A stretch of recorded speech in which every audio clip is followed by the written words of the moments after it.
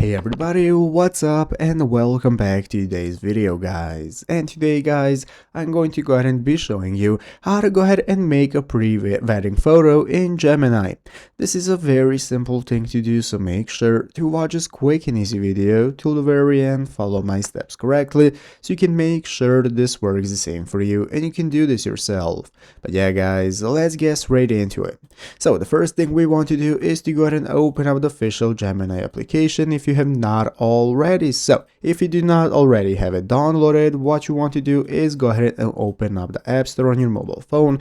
Open up the App Store, search for Gemini, find the application and install it. So after installing and opening it up, this is going to be the home page you're greeted by, from where the first thing we need to do is to go ahead and log into our Google account, because you need to do so to be able to use Gemini. And once you've done that, you're going to be greeted by this home page right here. And this main page, we can get started with making the pre-wedding photos. So to make a pre-wedding photo in Gemini, you want to open up the Gemini chat and upload a clear individual photos of you and your partner, and type a prompt asking the AI to blend them together into one realistic romantic scene. So as you can see here, you have the plus button that's going to enable you to either use your camera to take a picture or use the photo gallery on your phone to get started with uploading the photos. And then you can go ahead and give it a prompt right here, what you want to do: merge the photos, make a wedding photo, and so on, merge into wedding photos, whatever you prefer. You can go ahead and tell it right here. And once you go ahead and upload your images alongside with the prompt, click this arrow right here on the right side of the screen to send a request, and Gemini is going to create it, and that is how it's done.